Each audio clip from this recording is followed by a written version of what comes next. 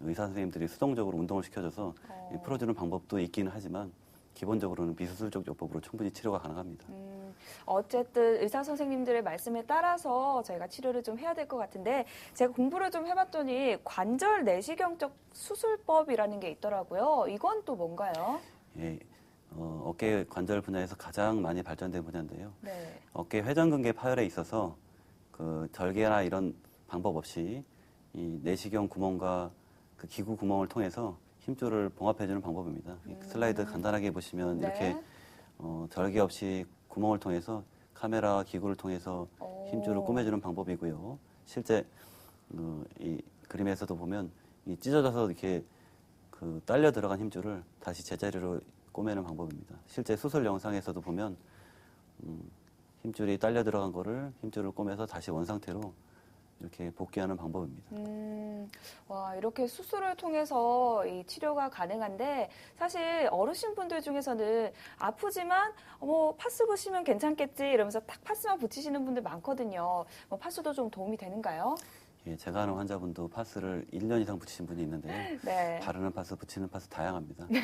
일단 회전근개 파열의 통증은 근육으로 전달되기 때문에 겉의 근육 통증을 완화시키는 데 도움이 됩니다.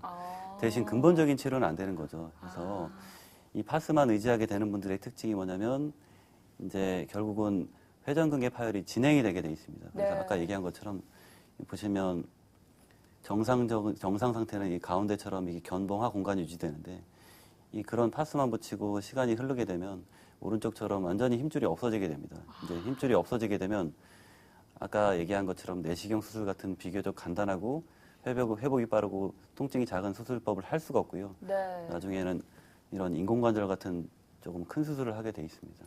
네, 원장님 말씀대로시라면 이 파스를 붙이면 겉은 괜찮은데 속은 곪고 있다 이런 말씀이신 거죠? 네, 그러면 이렇게 아플 때 몸이 좀 보내는 신호가 있잖아요.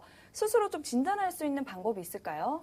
예, 가장 간단한 방법이 있으니까 제가 소개시켜 드리겠습니다. 네. 그래서 일단 어깨 주변 통증은 크게 세 가지로 나눌 수 있습니다. 네. 단순 근육통, 그리고 경추부, 즉 목에 의한 통증, 그리고 어깨 질환 자체에 의한 통증 세 가지로 나눌 수 있는데요. 보통 환자분들이 외래에 들어오실 때 이렇게 들어오시는 분들이 있어요. 네. 이게 승모근이라는 근육이고 그 밑에 견갑골이라고 날개뼈 안쪽 아프신 분들이 이렇게 잡고 들어오거든요. 네. 이렇게 잡고 들어오시면서 이제 어깨가 아프시다고 표현하고 오십니다.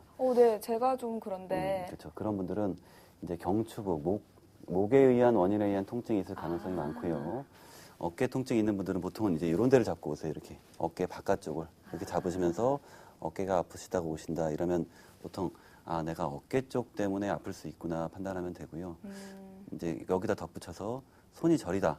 저림 증상은 목에서 의한 증상이지 어깨에 의한 증상은 아닙니다. 그러니까 손이 저릴 때는 목. 그렇죠. 네. 그래서 그리고 아까도 설명드렸지만 야간통, 밤 통증이 심하다. 이거는 또 어깨 질환일 가능성이 많고요. 네. 그리고 목에 의한 통증은 어깨를 움직이는 건 자유롭게 움직여지고 네. 통증이 이 부위에 있는 거고요. 아까 어깨 질환 통증은 대표적인 게 두 가지는 오십견 같은 경우는 이 바깥쪽이 아프면서 돌아가지 않는 거고 아예. 네. 그리고 회전근개 파열은 올라는 가는데 특정 동작에서 이상이 있다. 특히 팔을 들어 올릴 때라든지 등 뒤로 하는 동작에서 아프다 그러면 이게 어깨 회전근개 통증이 아닌가 하는 본인 자가 진단을 어느 정도는 내릴 수 있습니다. 자가 진단을 통해서 아픈 부분을 좀 알아봤는데 사실 운동이 또 중요하다고 하잖아요. 아플 때. 근데 아픈데 계속 운동을 할 수도 없고 스트레칭 할 때 좀 주의해야 될 점이 있나요? 네, 있습니다. 연령대에 따라 다른데요. 실은 정형외과에서는 아픈 동작은 일단 좀 피한 상태에서 회복됐을 때 하는 게 좋습니다. 그렇지만 젊은 층에서는 스트레칭 하다가 좀 통증이 있어도 네. 그걸 이겨내면서 하는 게 크게 무리는 없습니다.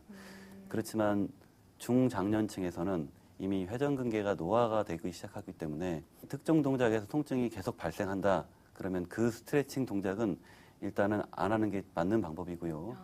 그거를 이겨내면서 욕심내면서 해서 풀어주겠다 이런 마음을 먹게 되면 결국은 계속 힘줄이 부딪히고 충돌되면서 힘줄 파열이 진행될 가능성이 있기 때문에 그 운동을 하지 말고 그 통증이 지속되면 꼭 병원을 한번 찾아가 보시는 게 좋습니다.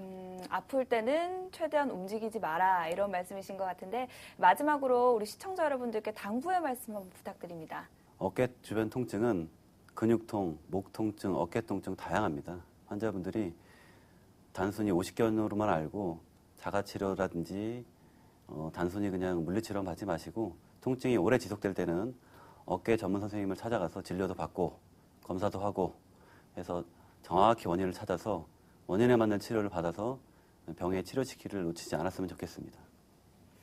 네. 누구나 한 번쯤 경험해봤을 정도로 흔하게 생길 수 있는 질환 중 하나인 어깨 근육통은 적절한 휴식을 취하거나 스트레칭, 지압 등을 통해서도 충분히 회복될 수 있습니다. 하지만 지속적으로 통증이 나타나거나 또 통증이 계속 악화된다면 병원을 내원해서 정확한 진단과 치료를 받아야겠습니다. 오늘 어깨 통증에 대해 설명해 주신 조근호 원장님 고맙습니다. TV 건강 속으로 오늘 준비한 소식은 여기까지입니다. 다음 시간에도 새롭고 알찬 이야기로 찾아뵙겠습니다. 시청해 주신 여러분 고맙습니다.